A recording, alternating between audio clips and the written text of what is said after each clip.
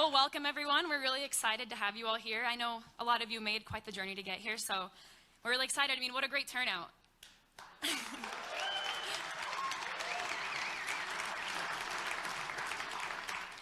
So before we start, I thought we'd cover a couple quick ground rules, housekeeping things. Rule number 1, there will be no shouting or chanting. If anyone tries to do that, they will be removed from the venue. Secondly, Mr. Prager has been gracious enough to allow a Q&A session after his speech with rebuttal. So you'll have 1 question per person with rebuttal. So if anyone would like to ask Mr. Prager a question, just funnel to the middle and we'll start a line, and we'll have someone holding a microphone for that purpose. I'd like to start by quickly thanking the university administration. The university has proven to be an advocate for the First Amendment, and it's been really great working with them.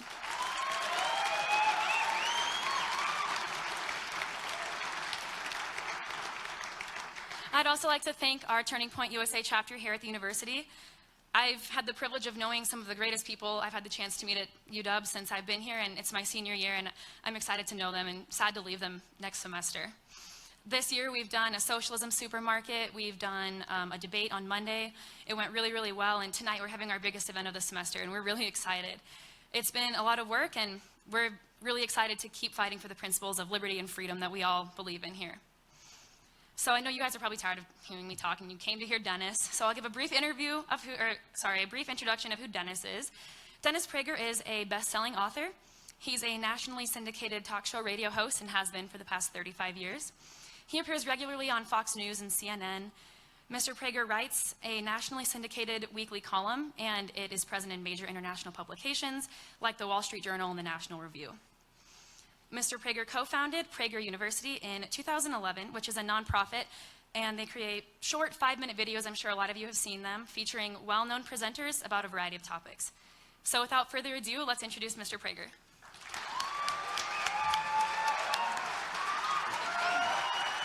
Thank you.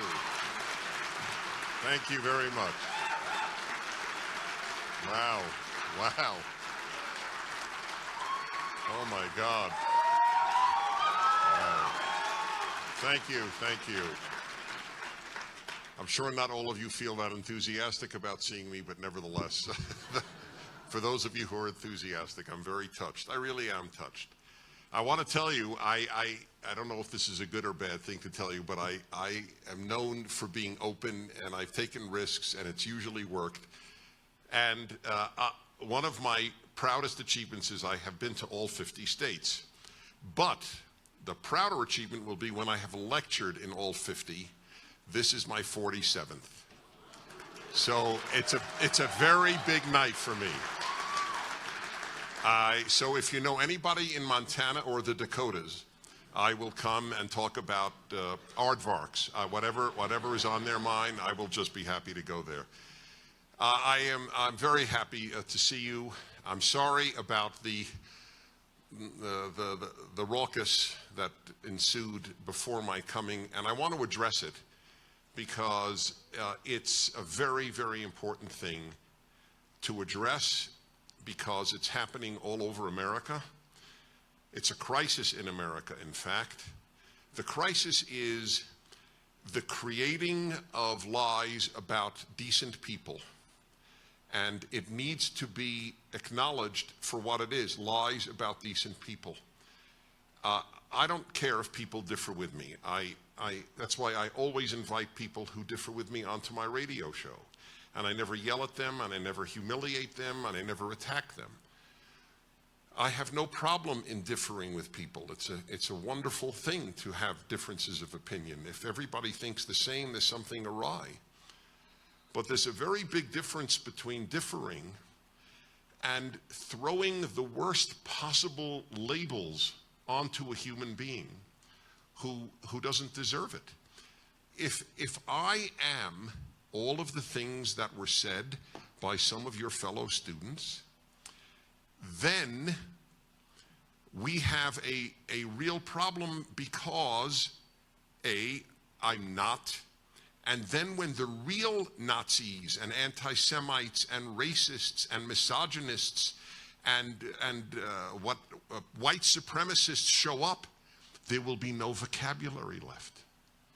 What these people are doing, aside from smearing decent people, which is in itself a terrible thing. What they're doing is they are completely undermining the fight against real racism, real white supremacy, real misogyny, real xenophobia, and real racism. That's the irony. They are the worst possible source of weakening of the battle against real evil by cheapening these things.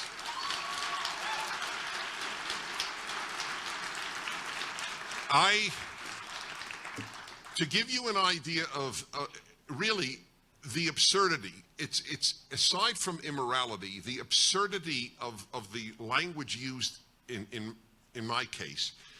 The very first statements said I was an anti-Semite. Now, theoretically, a Jew can be an anti-Semite. It's theoretically possible, but it's not common, right? It takes an effort to hate yourself. It can be done.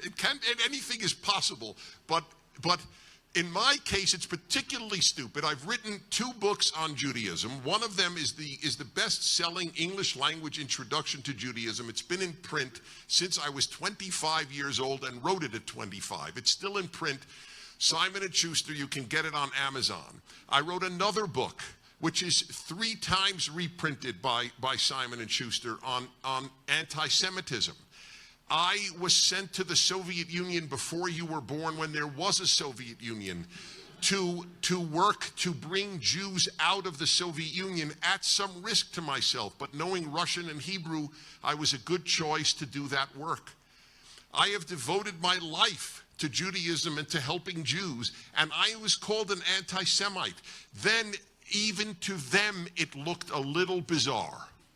And so they dropped it. But why did they do it? That's what matters.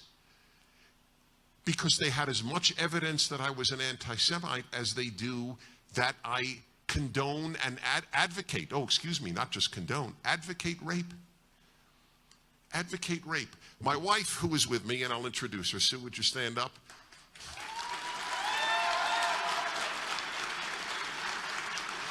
So, my wife said to me tonight, she said, they don't understand how insulting it is to me as your wife.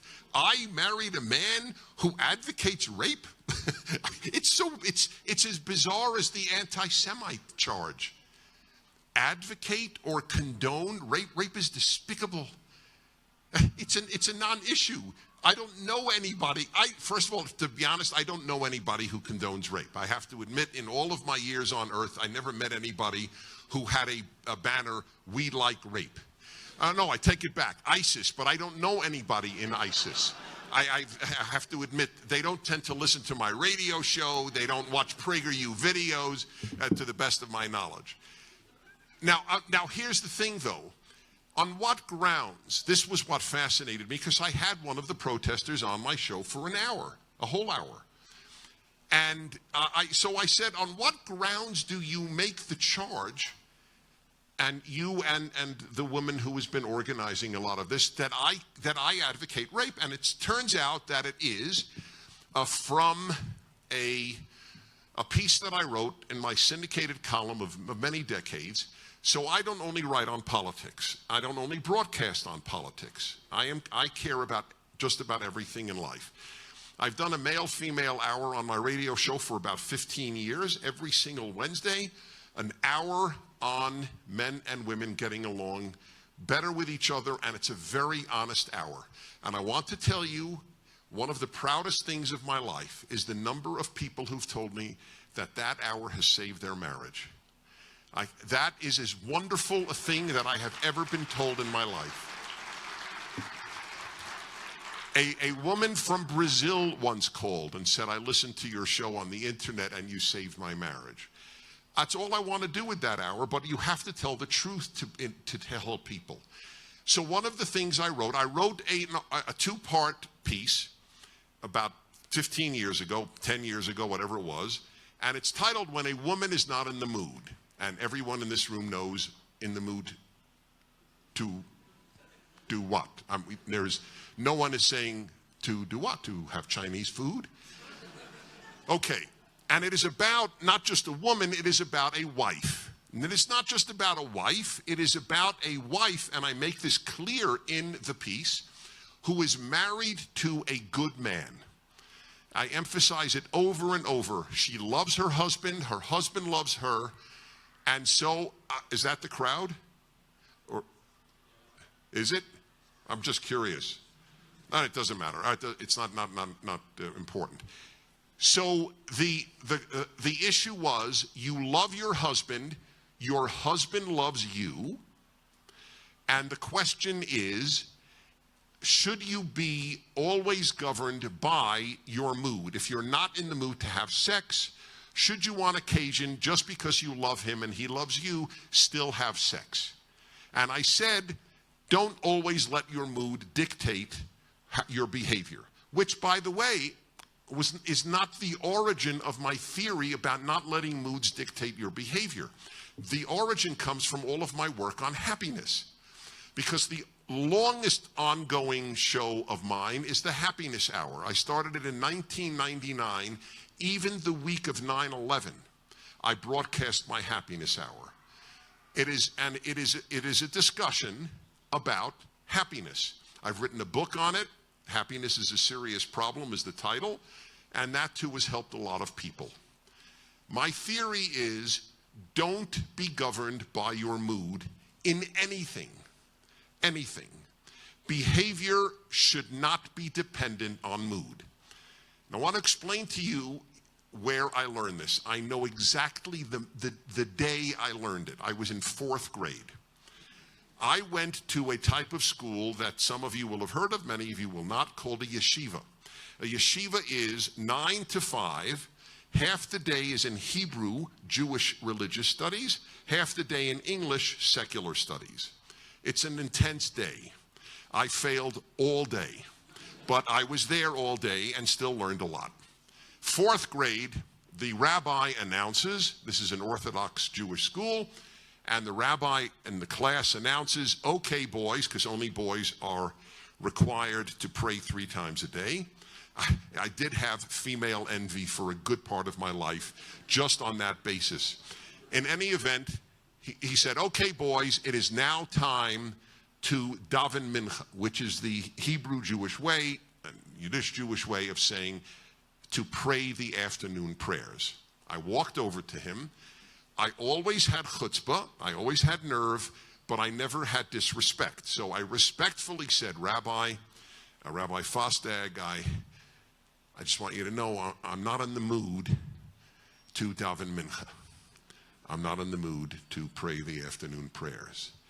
The man was from Eastern Europe. He spoke perfect English, but he had clearly, even I realized in 4th grade, never heard the words mood and prayer in the same sentence. He stroked his beard, looked up, and then said, Dennis Prager is not in the mood for afternoon prayers. So what? The man changed my life permanently. I'm not kidding. It was one of the most important learning experiences of my life. He taught me that how I felt didn't matter. You have obligations in life that have nothing to do with how you feel. And this has been the essence of my approach to happiness. My view on happiness in this regard is very simple. If you're in a bad mood, you have no right to impose it on other people, to inflict it on others. Just like you don't impose bad breath or bad body odor on others, you should wash away your mood like you wash away your breath or your body odor. We don't shower every day for hygienic reasons. You'd be perfectly fine showering once a week. You shower every day to keep your friends. Okay, that's the major reason, and I the same. And so with mood, you can't inflict your bad moods on others. You should act cheerful. I don't mean manic, just cheerful, even if you're in a bad mood. So this has been my approach to all of life, and I applied it to the sexual arena in a marriage. Don't let mood be the only thing that determines whether or not you have relations. Now, obviously, on many occasions, it won't be practical or whatever it will be. But how on God's earth is that defending or even advocating rape? The whole point was addressed to the woman. You have to consent despite your mood. If you don't consent, it's a non-issue. It's on those grounds that I was declared to be an advocate of rape. Do you understand? It's actually the charges made, and I'm not saying this because I need to defend me. I don't need to defend me. I need to prosecute them. We need moral clarity. What they are doing is morally disgusting. That is what must be clear.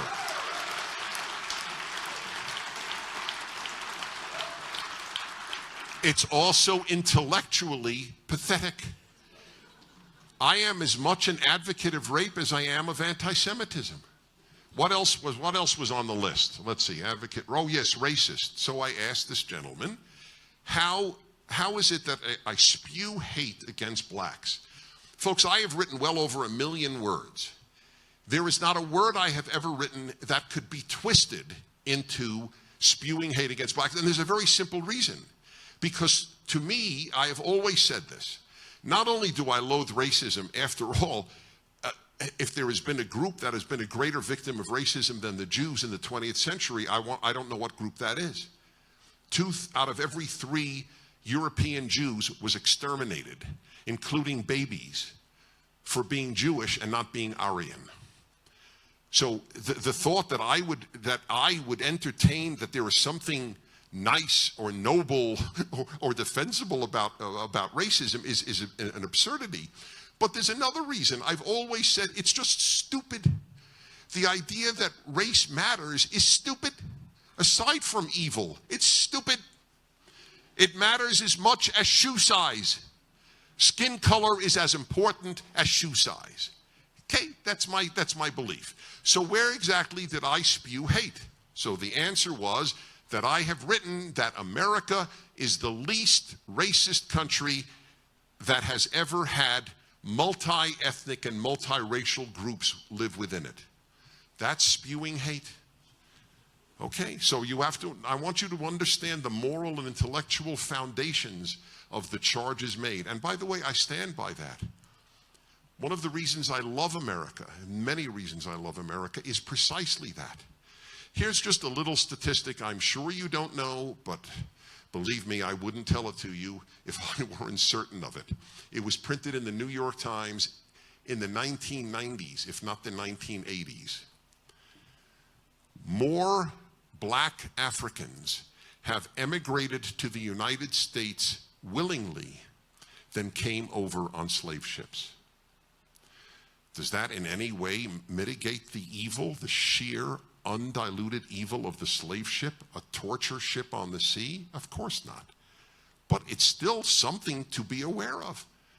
Clearly, a lot of blacks came to America thinking it was a good place to go to. They're not stupid. They're not moving to a racist place.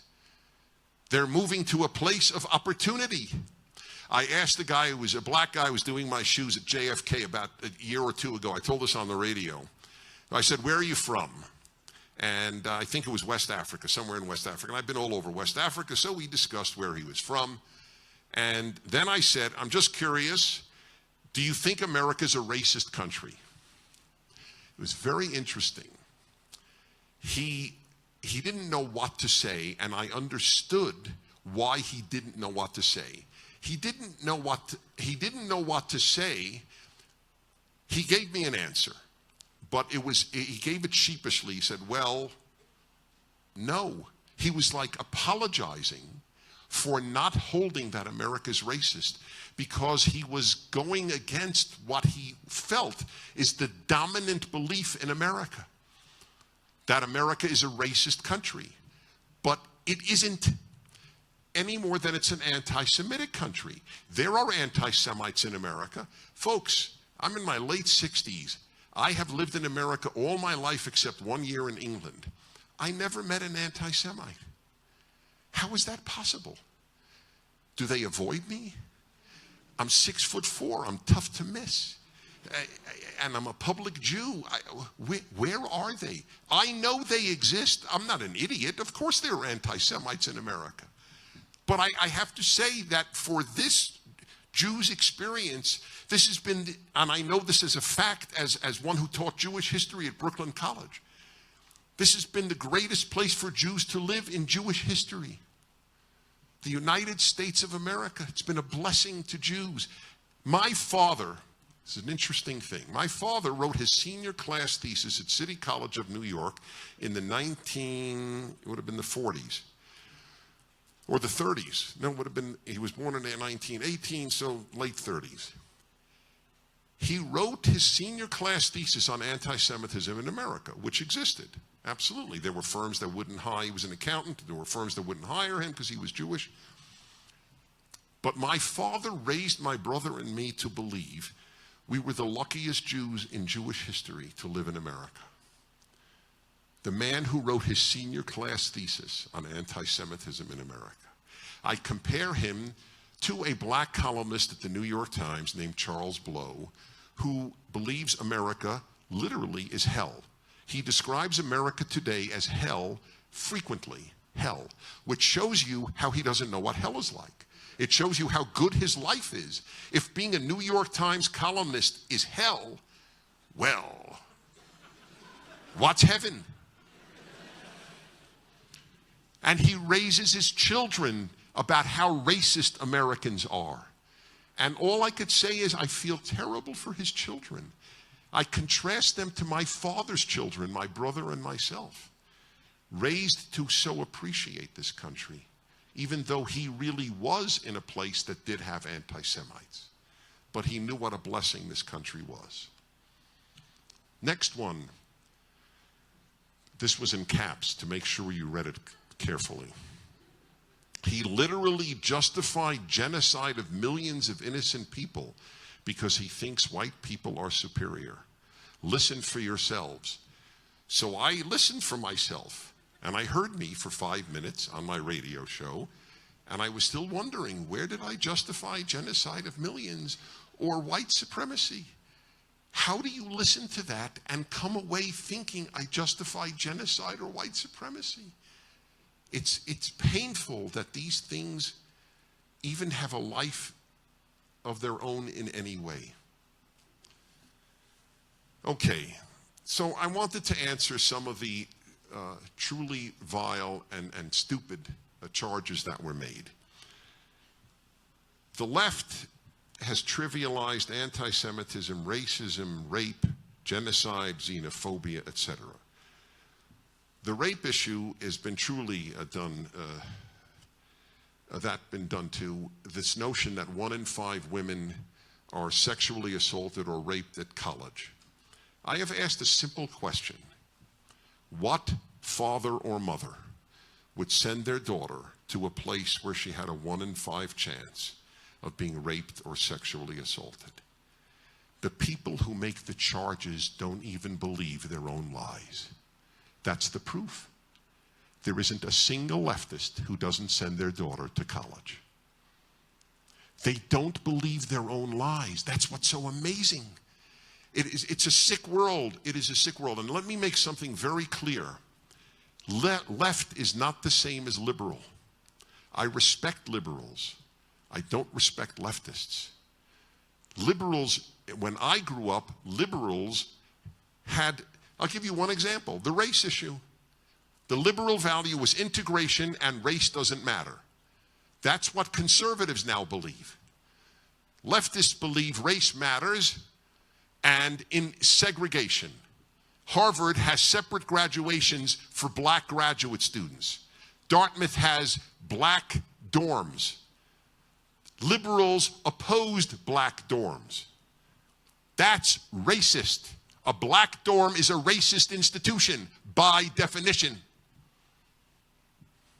That's leftist. The left view on race is the most race-honoring belief since the Nazis. I'm not calling the left Nazis. I'm very specific. The left's view on race is the most race-honoring view since the Nazis honored race. That's the moral upside-down world in which we live. So the topic was socialism makes you selfish. I didn't forget the title. According to all sorts of opinion polls, your generation, half of you believe in socialism and not capitalism. So let me respond to a few things, the moral and the economic. I'll just begin with the economic. The only thing that has ever raised large numbers of people from abject poverty is capitalism. Nothing else in the history of humanity has raised large numbers of people from abject poverty. You would think that would matter to people who care about people living in abject poverty, but they don't. That's the interesting thing. People on the left care about equality, not prosperity. It's a different moral world. Just understand that. They live in a different moral world, and clarity is our best friend. They don't care about lifting large numbers of people from abject poverty. They care about the inequality in the Western world. But inequality only bothers people who are bothered by inequality. That's a tautology, obviously. In other words, only if you resent the fact that some people make more than others do you resent inequality. Inequality doesn't bother me. I always tell the story. I grew up in Brooklyn, New York, in the middle of the middle class. And I know, by the way, there was a way when I was a kid to measure what class you were in by what GM car you drove. There were 5 models, and you was totally based on economic class. Cadillac, Buick, Oldsmobile, Pontiac, Chevrolet. We were Oldsmobile, straight across the board. The thought of owning a Buick was so beyond anything we could imagine, but amazingly, the guy next door to us drove a Cadillac. And I remember and he got a new one every year. He was so much richer than my parents. And I swear to you, on all that is holy to me, it never occurred to me to resent the fact that he was so much richer. My father or mother never evinced even a hint that Mr. Klein, to this day I don't know what his first name was. We only knew adults as Mr. or Mrs. I knew he was Mr. Klein. Mr. Klein got a new Cadillac every year. All we thought was, lucky Mr. Klein. That was it. Hooray for Mr. Klein. He got a Cadillac. But it never occurred to me that having an Olds was 2 steps down. It's just the way it was. We couldn't afford a Buick and we couldn't afford a Cadillac. That's it. So what? I mean, do you resent shortstops make more than surgeons? Is that fair? No. In some utopian world, it isn't fair because surgeons save more lives than shortstops. Okay, that's just a fact. But it doesn't matter. In a free society, shortstops will make more than teachers and surgeons and nurses and all people doing sweet and good things. That's just the way it is. And it's okay. Why would it bother me? If they make their money legally and ethically, why do I care? I don't care. They care because they covet. They resent the fact that some people have more than others. Capitalism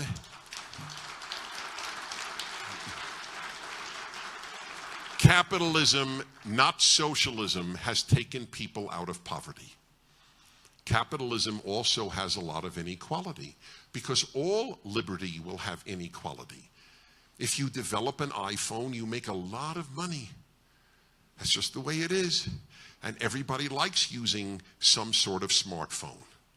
That's good. It's good for everybody. Why does it hurt me if some guy has billions of dollars?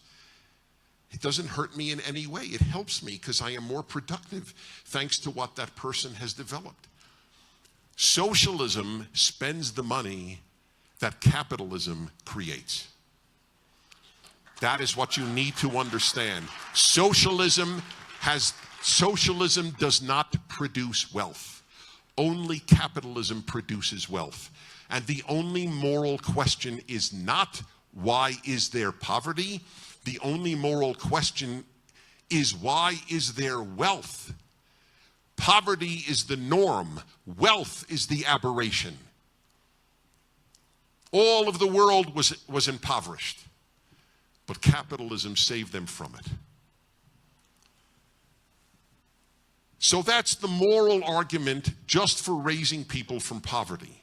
Now the other moral argument. Socialism and all of the doctrines of the left make people, generally speaking, more selfish and in many other ways morally worse than they were before. Well, let me give you the biggest single example. Let me read to you a statistic. Americans give more charity per capita per income than any other people in the world. Okay? Let me read to you. This is the Comparative Nonprofit Sector Project at the Johns Hopkins Center for Civil Society. It compiled a ranking of private philanthropy in 36 countries from 1995 to 2002. Based on giving alone, the United States comes first, giving 1.85% of GDP, followed by Israel at 1.34%. By the way, isn't it interesting that the two most hated countries in the world are the two most generous countries in the world? Isn't that fascinating? It shows you how sick anti-Americanism and anti-Zionism are. I have that in my book my book on anti-Semitism has a whole chapter on anti-Americanism. Next, one fact stands out. This is Forbes, December 26, 2008. Among developed nations, those with higher taxes and bigger social safety nets tend to have lower rates of giving. You hear that? The countries with higher taxes and bigger social safety nets produce cheaper people, produce less generous human beings. I'll explain why in a moment. In charitable giving as a percentage of GDP, nations with cradle-to-grave welfare systems rank far down the Johns Hopkins list. Sweden, 18th, France, 21st, Germany, 32nd. Why? Here's the answer. In American history, before socialism caught on, in American history, this was the belief. I have to first take care of me, then I have to take care of my family, then I have to take care of my community, and then I have to take care of my whole society. That was the belief. Socialism kills all four. The state will take care of me, the state will take care of my family, the state will take care of my community, the state will take care of my society, which produces finer people. It's so obvious that it is indeed a rhetorical question.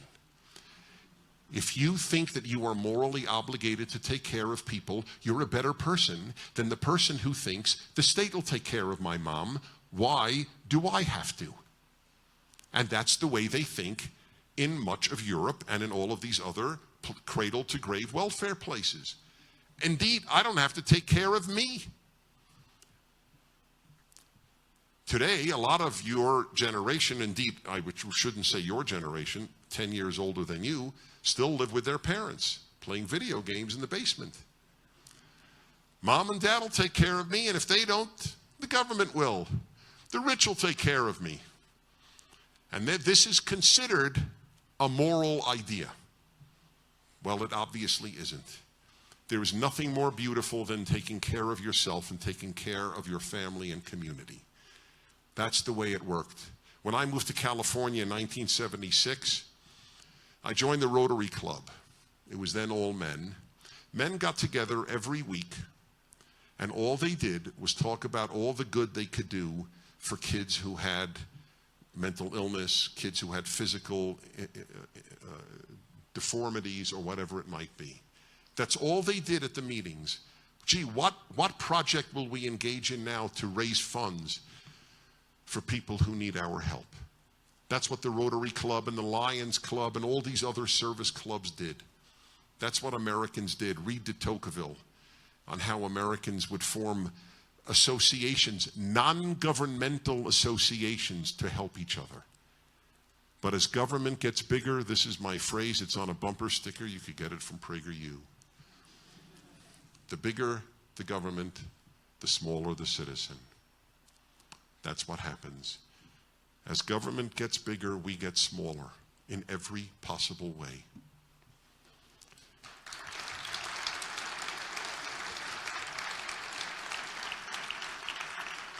The state will take care of me. That's the biggest and most obvious reason socialism produces more selfish people. But I want to give you a few other insights into what the left-wing mentality does to make people worse. Number one was the state will take care of all of these people, right? That was number one. Next, I have a theory in my book on happiness. The greatest trait is gratitude. Gratitude is the mother of goodness and happiness. You can't be a happy person if you're not grateful, and you cannot be a good person if you're not grateful. All ingrates are mean. All ingrates are unhappy. All. It's one of the rare absolutes that you can argue for the human race. Okay, so what produces ingratitude? Answer, the left. Who are the least grateful people to be living in the United States of America? People who think that America is sexist, intolerant, xenophobic, homophobic, Islamophobic, racist, and bigoted. They're clearly not grateful for living in the United States. They think they live in a cesspool. People living in a cesspool are not grateful. President Obama, 5 days before he was elected president in 2008, said, "We are 5 days away from fundamentally transforming the United States of America." This is one of the great differences between liberals and conservatives on the one hand and leftists on the other. Liberals never wanted to fundamentally transform America. Like conservatives, they want to improve the United States of America. You can't love or be grateful toward that which you wish to fundamentally transform. Ask if you met a man who said, "I really love my wife, but I would like to fundamentally transform her." Okay, so that answers my question. You would find it a bit dubious, and you'd be a little skeptical as to how much he really loved her. If you loved her, you wouldn't want to fundamentally transform her. Or if you loved him, you wouldn't want to fundamentally transform him. That's the way it works. You don't love what you wish to fundamentally transform. You're not grateful to be in a place worthy of fundamental transformation. That's how much contempt the left has for the greatest country in human history. That is how much contempt, that they wish to fundamentally transform it. These people are ingrates. They are not grateful to be living in a place that has done so much for them. That is what is so amazing. And ingrates are unhappy, and all ingrates are mean. You can't, there is no kind ingrate on earth. It doesn't exist because you feel that way. So they are ungrateful for being in America, and ingratitude produces worse people. It also produces something else which is morally problematic. Angry people. You may have met a few of them on your way in.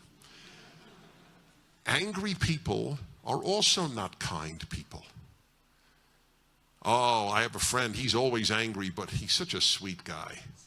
He's a joy to be around. Yeah, he's angry at everybody, and he's angry all the time, but he radiates goodness. It doesn't work. The angry and the ungrateful are not nice. They're not kind. They're not good. They're so angry, they're mean. So let me read to you from the New York Times 2 days ago. One of its columnists, a feminist. Are you ready? This is one of the great lines, and you know why I love this line? Because I agree with her.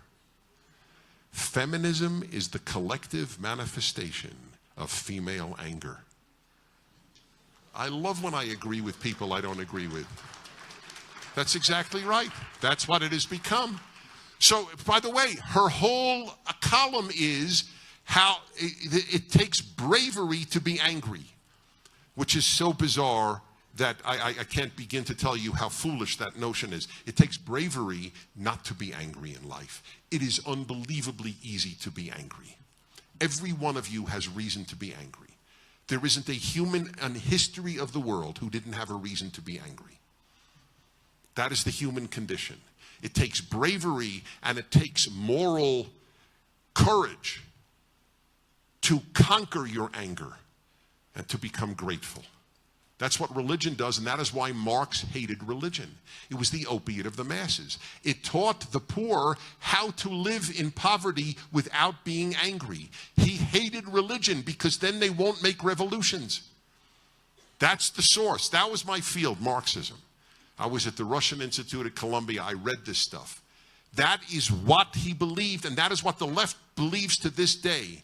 A black who does not believe America is racist, a Hispanic that does not believe America is xenophobic, a woman who does not believe America is misogynist is a defector to the cause. There is something wrong with them. They must be shut down. They're defectors. That's the way they're viewed. A happy, grateful black, happy, grateful Hispanic, happy, grateful woman, they are the enemy of the left. They are the living refutation. This is why the left produces worse people. It just does. Do they mean to? I don't care. No, I really don't care. The older you get, the more you realize in life intentions don't matter. They judge capitalism by its intentions and socialism by its intentions, and that's why they prefer socialism. Socialism doesn't work. Capitalism raised people out of poverty. Capitalism makes people care for other people, but they prefer it because capitalism is rooted in greed. Because we all know that greed is abolished as soon as you have socialism. People who are in power in socialist regimes are no longer greedy. See, look at the leaders of Venezuela. No greed. Stalin was not greedy at all. It's mind-boggling. It's just mind-boggling. It is an upside-down world in which we're living. And no place more than most universities. And by the way, speaking about universities, may I as well add my words of admiration and thanks to the president of your university.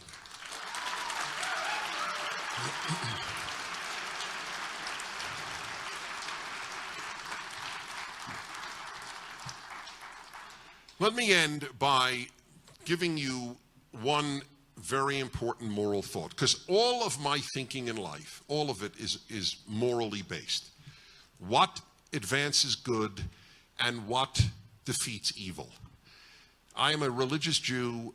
I am writing a 500,000-word commentary on the Bible. Volume 1 is coming out in April on the book of Exodus. And it's called the Rational Bible because I believe reason alone can bring us to God. And I want to make a good case for the Bible for people of every background. And you know what my favorite line from the Bible is? Those of you who love God must hate evil. It's not a well-known verse. It's in the Psalms. You can't love God if you don't hate evil. That's very important.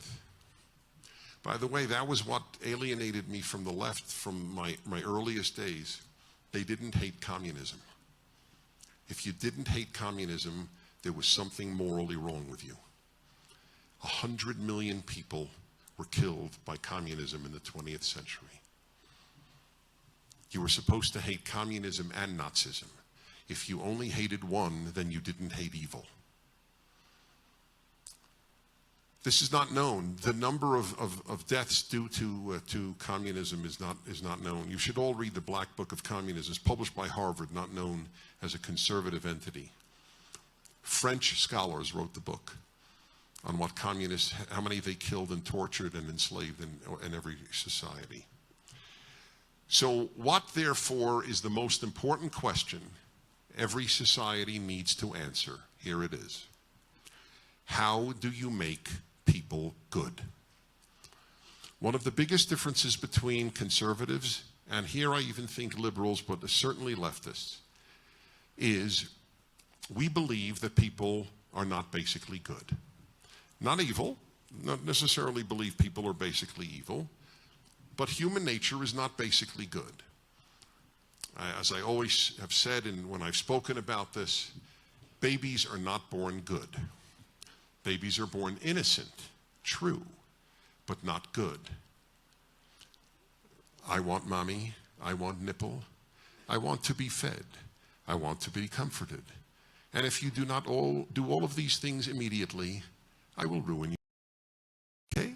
Now, I'm not blaming babies for being self-centered, but you have to grow out of self-centeredness at some point in life, or you're not good.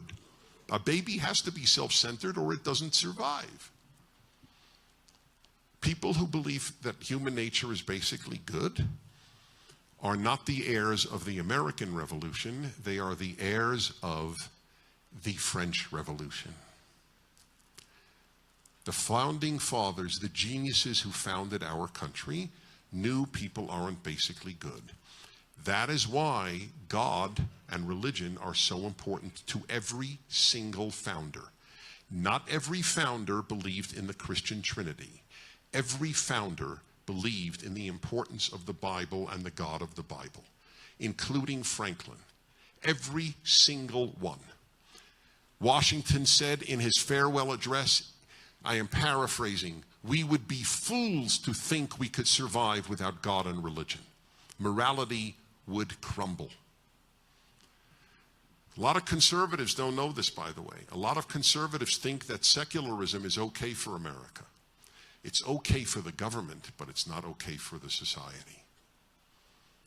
The belief in the founding of this country was, if people are not going to be accountable to God, then we'll have a government to which they will feel accountable. But we don't want people accountable to the government. We want a small government. This is the only country in the history of the world founded on small government. But it won't survive if people don't have a big God to be accountable to. That's huge. The most important question, therefore, is how do you make good people? And that is why I worry. I am worried about our society. The way in which Americans made good people was through character education using the Bible. That was the way Americans made good people.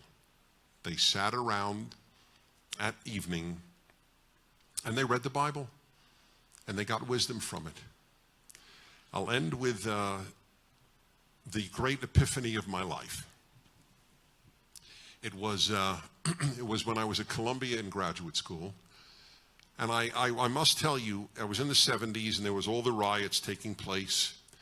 And I got to tell you, I felt like I didn't belong. I felt very out of it.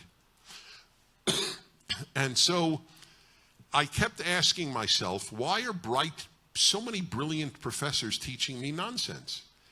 They were teaching me that men and women were basically the same, that if you gave a girl trucks, she wanted trucks, and if you gave a boy dolls, he wanted dolls. By the way, it's not true. The president of Harvard gave his daughters trucks, and they ended up with a daddy truck and a mommy truck. He tells the story. He tells the story. And another person who gave his daughters trucks, they ended up, the big truck had little trucks inside because the big truck was pregnant. Okay, all right, just so much. So I was taught that America and the Soviet Union were equally responsible for the Cold War. I was taught nonsense by brilliant people, and I didn't understand why. One day, walking around Columbia, so help me God, this is what happened. I wrote it, you could see it, How I Found God at Columbia. It's on the internet. All of a sudden, a phrase from Hebrew came to my mind. that I had said every day in the morning prayers in my yeshiva. Reshit Chochma Yirat Adonai. Wisdom begins with fear of God. And that answered the biggest puzzle of my life. Why was I getting no wisdom at Columbia? Because there was no God at Columbia. No God, no wisdom. There are many kind people who are atheists. There are many jackasses who are religious. I fully acknowledge that. Okay? Truth is truth. Truth is always number one. But there's no wisdom in the secular world. There's brilliance, there's knowledge, but not wisdom. That is the reason. That is the reason for the lack of wisdom conveyed in so many of our universities today. So, this is a longer talk than you may have been prepared for. These are the big themes of life today. They, meaning the left, not liberals, the left wants to undo the American Revolution. The American Revolution is founded on the American Trinity. The American Trinity is found on every coin. Liberty, in God we trust, e pluribus unum. The left wants equality over liberty. It wants a godless or secular society over a God we trust society. And it wants multiculturalism rather than from many one, which is what e pluribus unum means. That is the battle in a nutshell. I hope you'll decide to fight it with good humor, but with great courage. Thanks for having me. Thank you very much. Thank you. Thank you. Thank you very much. I appreciate it. Thank you. Thank you. Thank you. Thank you. Thank you. Thank you again. Thank you. All right. Thanks so much. Always a little embarrassed. I still have to handle that better. What's on? All right. Hey. So now, folks. By the way, I'm just don't raise your hand to make me feel good. I want to have a sense. How many of you have seen a Prager University video? Oh wow. I'd like to see the others afterwards, if that's okay with you. That's great. That really that makes me feel good. We have over 500 million views this year, and the single largest number of viewers are under 35 years of age. So it's making a difference, and there's a lot of wisdom that can be taught in 5 minutes. And you will see all these attacks on us. By the way, you know, YouTube has restricted 30 of our videos on the grounds that they are inappropriate for young people. You know what one of them that they put on the inappropriate for young people is? It is one that I happen to give. I only give about 15% of the videos, and it's one that I give. I give 10 on I give 11 on the 10 commandments, on each of the commandments, and then an introduction. They have put on the restricted list, though I just learned today it was removed from the restricted list. Is that right? Maybe. Okay. But it's been on. Thou shalt not kill. And I'm thinking, why is that inappropriate for kids? Isn't that something we would want to teach kids? It's so bizarre what they have done. Anything that defends America is immediately put on the restricted list. It's clearly not appropriate for a young person. So there are fights to be fought. Okay, so line up. Is that right? A line up? How is it working? So we're going to be asking people to just raise their hand in the audience, and then we have a microphone over there, and then I have a microphone, and we're just going to be switching off, getting people to ask questions to Dennis. So raise your hand if you have a question. Great. So start over here. So we don't really want to hand the mics off. So well, you might have to. I don't know what else you can do. Yeah, because otherwise right. I won't hear them, and most people all won't. Right, in the just return the mic. That's all. You know, because I have a video on Do Not Steal as well. Okay, so recently I've been told that as a as a white male, that I can't have an opinion about certain topics, like, you know, poverty with blacks. I can't empathize with them because I'm not black, or because I don't have a uterus.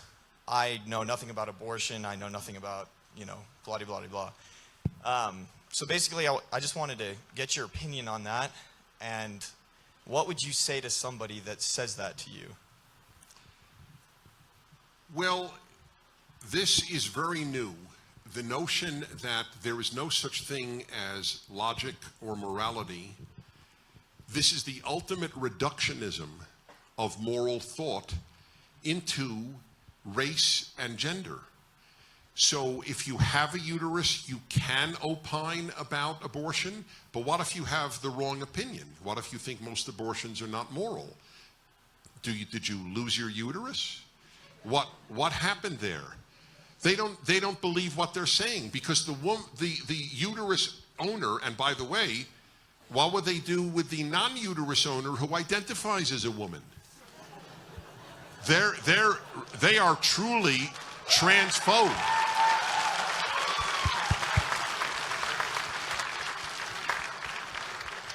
Since when do you need a uterus to be a woman?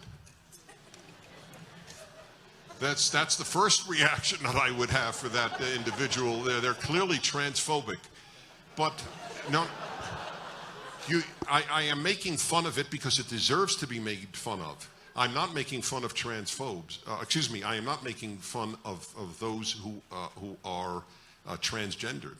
A person who is not at peace with the sex into which they were born is a massive tragedy. It is a sadness that I can't even begin to imagine. So that's all I have is sympathy. But I'm not going to change the definition of men and women because a tiny handful of people are in pain. We need to address their pain. We don't have to state that there's no definition to male and female. And by the way, if you undergo all the changes, then I honor your change. It's not this is common sense is fine with me. But this notion that you can't opine on what is good for others because of your race. Well, what if you are half black and half white? Can you half opinionate? Do you have half an opinion? It is pure absurdity. I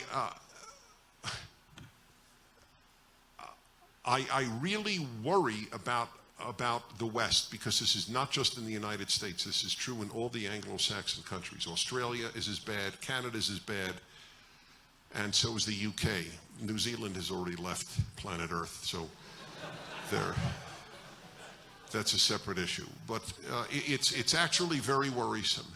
You can't have a moral opinion unless it affects you. But aren't girls being aborted? Anyway, the notion that the mind and morality are gender-based or race-based is, again, moving us into Nazi territory.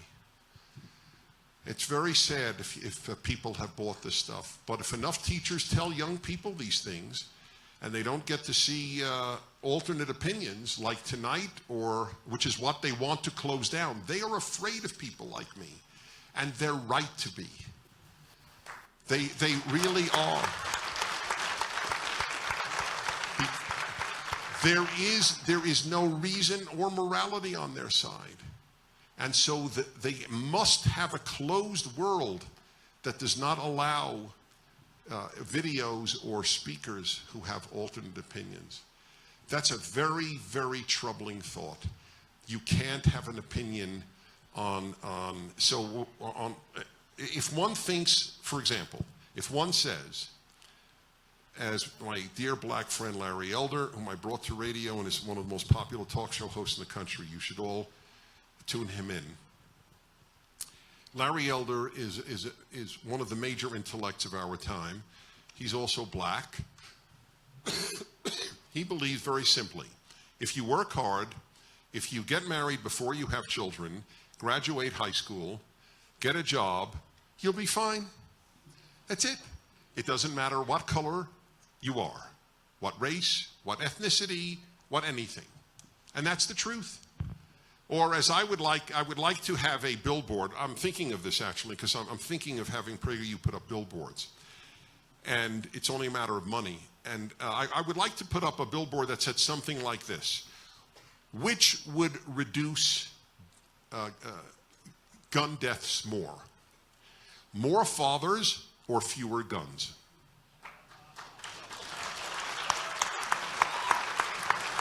Okay? All right, next please. All right. First of all, thank you, sir, for coming. We all appreciate you. Thank you. Appreciate you. So in today's society, there's this culture of being offended and being a victim, and we give virtue to that. And with identity politics, they get into office based on that. We'll help you out. And in that sense, I feel that conservatives, both in the public sphere and in politics, they failed us. So They failed what? I'm sorry. Conservatives have failed us as conservative citizens. I personally don't feel Right there, and they have failed us by not doing what, or by doing what?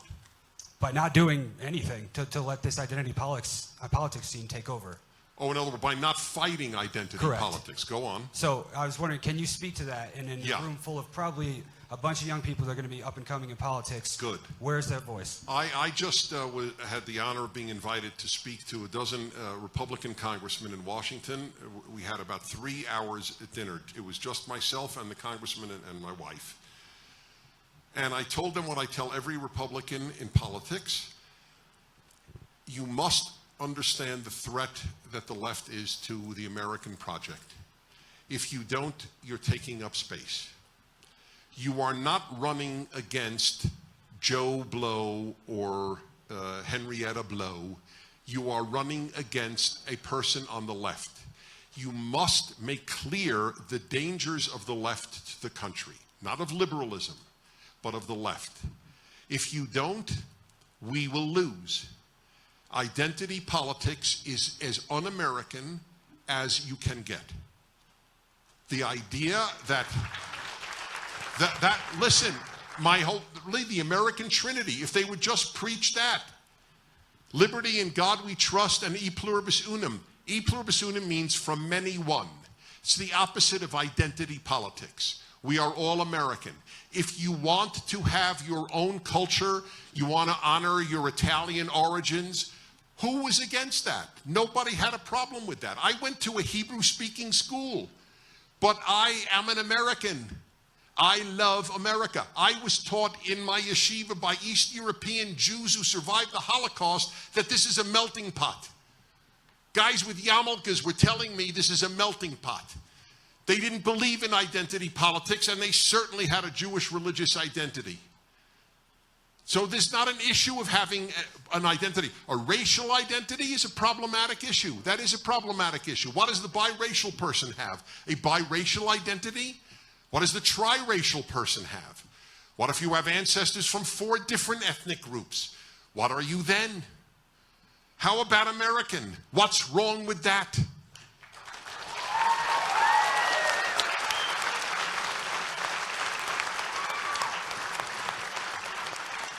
Anyway, I obviously agree with you. Next, please. Is there only one mic to be given around? God, you are a popular man, Will. Yes, sir. Hey, Dennis, huge Hi. fan. Thank you. So, like you, I think that it's crazy how socialism and those ideas have infiltrated the youth of America. And my question is, what do you think, like, the root cause or some of the root causes is of this newfound idealism? You mean the newfound idealism of the left, you mean?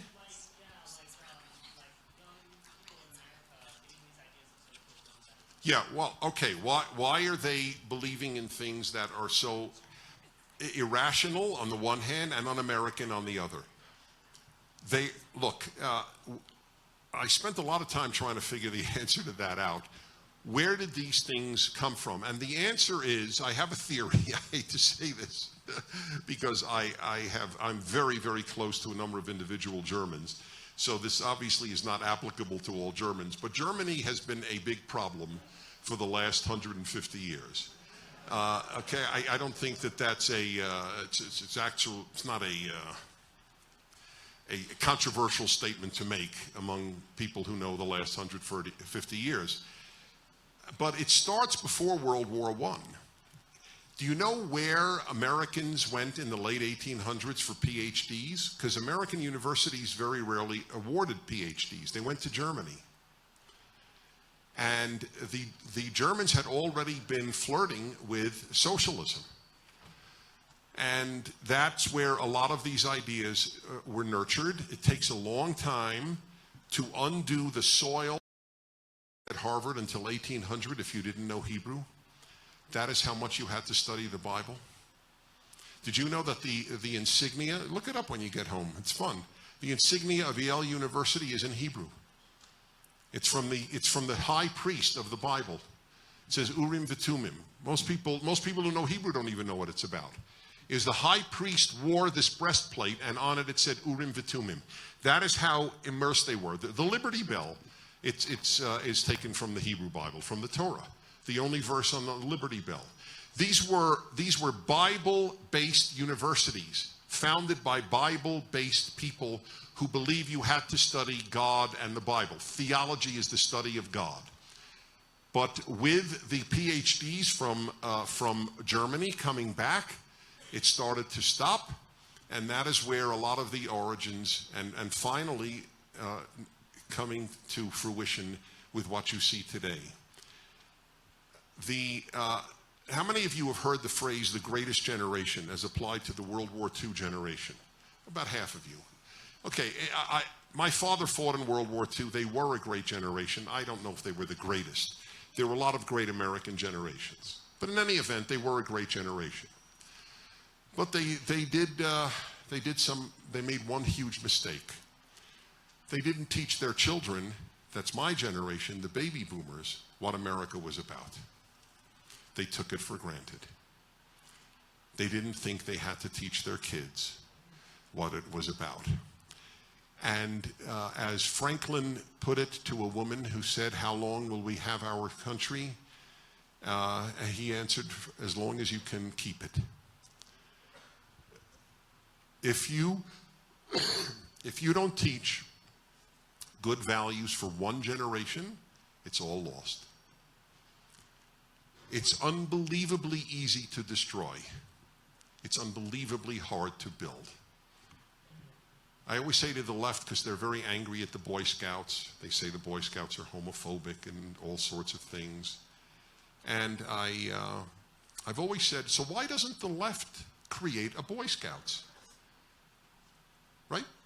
If you don't like the way the Boy Scouts are run, why don't you make an organization that shapes boys into men? The single most important project in any society is shaping boys into men. But they don't. They only know how to destroy. There's no left-wing Boy Scouts. It doesn't exist. It will never exist. So that generation, my parents' generation, not in my own parents' case, but in many parents' cases, didn't teach what we stand for. We have to redo the American Revolution. That's your job. It's my job too.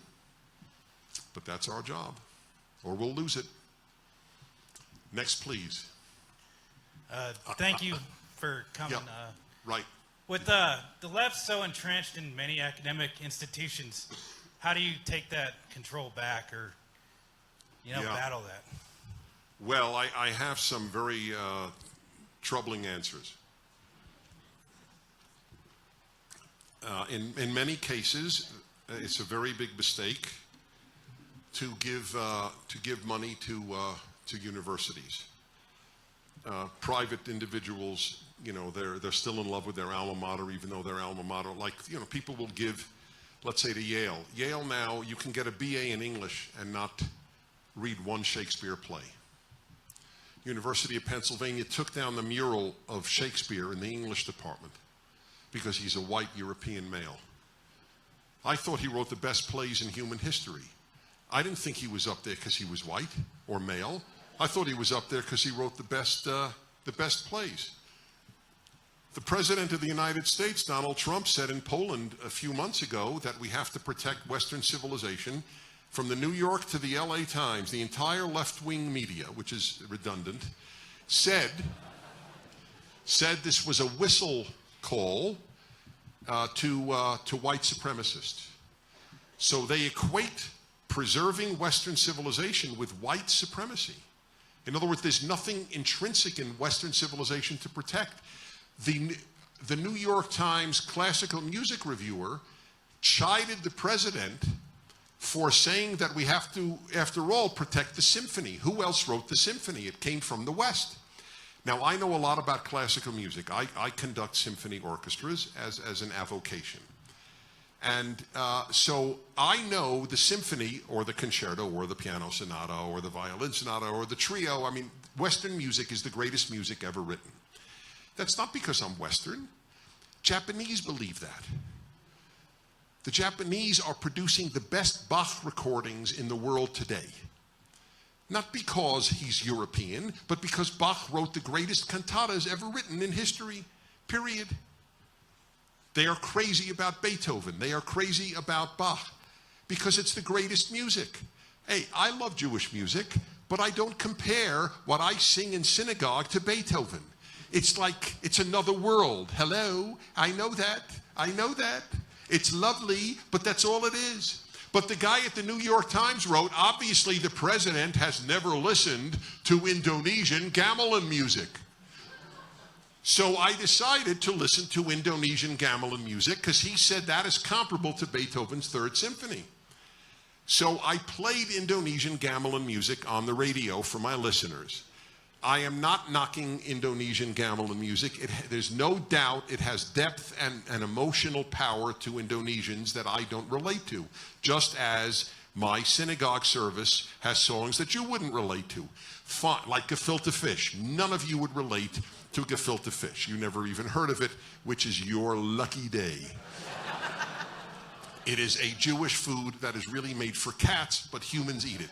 In any event, the notion that this guy is serious, Indonesian gamelan music is on the same plane as Beethoven's Third, it's an insult to Indonesians. They don't believe it. There's a Jakarta Symphony Orchestra, but there's no New York Gamelan Orchestra. That's the problem. But we can't say these things. So it's a big battle. I think a couple of more. Who's got a mic? Because I can't call on you. It's really up to Will. And by the way, if you slip him $1, he may, just a thought. Go ahead. Yes. Hi. Hi. I have been personally affected by socialism because I grew up in Venezuela. And so you mentioned Venezuela, and I'm just curious what you think the solution is for Venezuela. It's the same solution as in Cuba, because it's really becoming a Castroite suburb. It's particularly dramatic because Venezuela was one of the richest countries in South America until Chavez took over. Do you know what is interesting among the many terribly interesting things, both terrible and interesting? All of the Hollywood leftists and all of the politicians on the left who went to celebrate Chavez's victories. Why? Because he used the word equality. Remember, the left doesn't care about whether people are poor. It cares whether there are people who are rich and people are poor. So they have succeeded in getting rid of the rich in Venezuela to a large extent. They're either poor or they've left to America. And now the left is undoubtedly pleased with, they won't admit it, because even they acknowledge it's not a pretty sight when you have to line up for toilet paper and you're a doctor. We have a video on Venezuela given by, have you seen it? Given by Dinesh D'Souza's wife, who is Venezuelan. By the way, that's all of South America in a nutshell. We have a great video given by a Guatemalan. And the theme is, why do you want to make in America what you fled from in Latin America? The Pope is a leftist.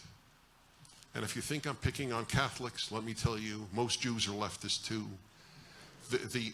Leftism is the most dynamic religion of the last 100 years, much more dynamic than Judaism, Christianity, or even Islam. But Latin America bought into leftism. We have a lot of Latin American young people who watch our videos. One of them called my show a Venezuelan. And he told me, I felt silly not knowing this. The opposition to Maduro is also a socialist. So what is that guy's argument? Not that socialism is bad, but Maduro is bad, just like Republicans. That Democrat's bad, not the left. My opponent is bad. Your opponent is interchangeable.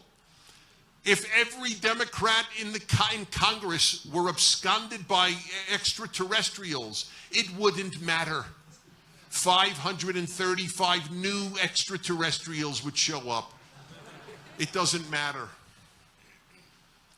So that's it's pitiful. It's just pitiful what's happening there. All right, two more. I always believe the audience should leave before the speaker does. It's an old tradition of mine. But yes. Hi, Dennis. My question is that the way life works as a student is sometimes you're expected to give certain answers or write certain papers or write the things that people want to hear. And that's not exactly my question, but what I was wondering is how do you get up every day and create like the good and the value and the things you want to bring to the world in this world we're in? Well, if I hear you right, I will, let me rephrase it in the words of a mother who called my show. She said to me, tell me if this is what you're asking. She said, what do I tell my daughter at college? If my daughter writes what she believes, she will get a worse grade than if she writes leftist pablum that the teacher wants and get an A for. Is that what you're basically asking? Okay. Well, you may not like my answer, but I will tell you what I said to her. This is what I said. If your daughter compromises on her values for a grade in college, when will she stop compromising on her values later in life?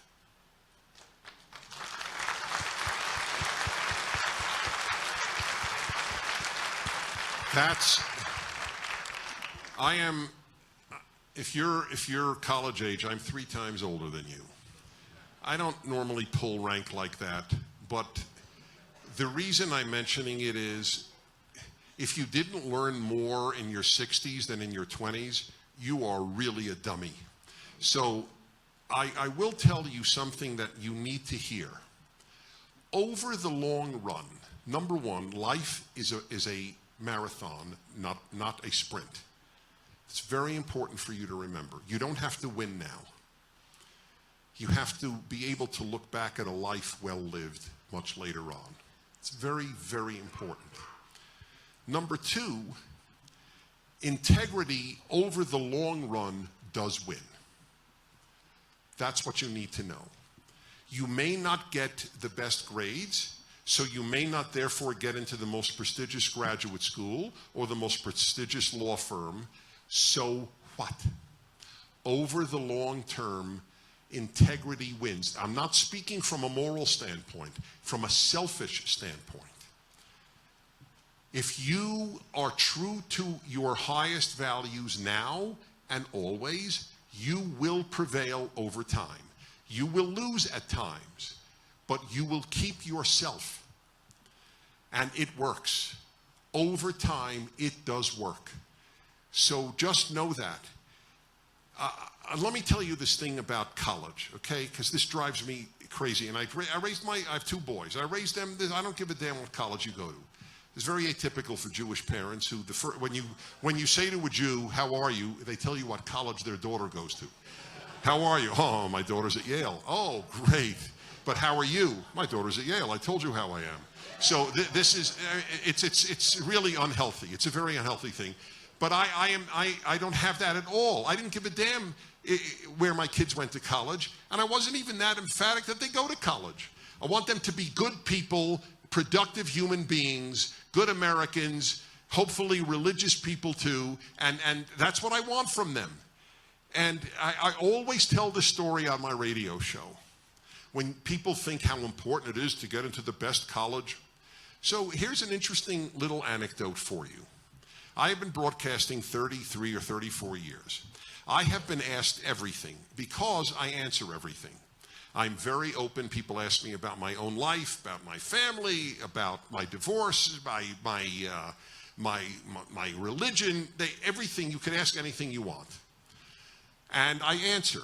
And it has been very effective. Even though it's difficult, it's been very effective. The first thing people say to me in the street or at an airport is, "Hi, I feel like I know you." And I always answer, "You do." And that's fine. So here is a very interesting little anecdote. I have been asked everything. I have never once, ever been asked what college did I go to.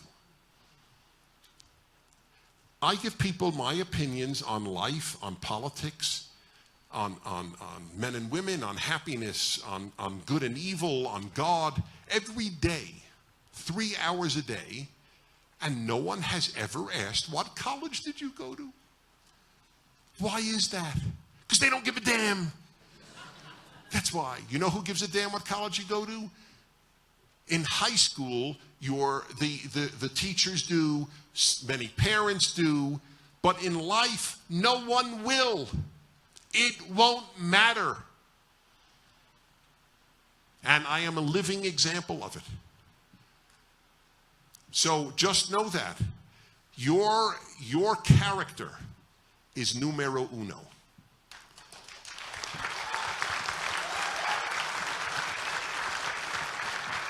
By the way, I got to tell you something. It says a lot for you that you applauded that line. It does. I'm not kidding.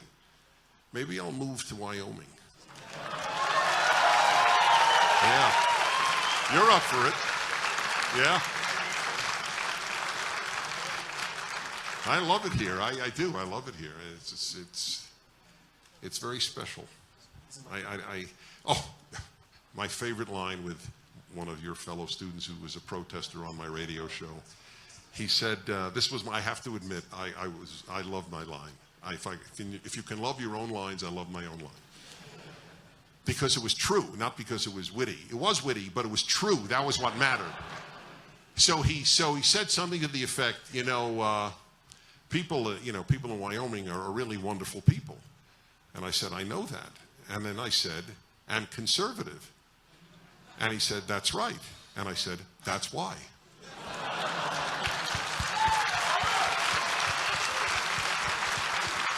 That's right. So listen, you've been great. I've had a ball. It worked out beautifully, and I'm just thrilled about that. So just fight the good fight with good cheer, with good character, and I'd love to come back. So thank you for having me. God bless you. Thank you. Thank you again. It's been wonderful. It's been wonderful. Thank you, everybody. Thank you. Thank you very, very much. Thank you.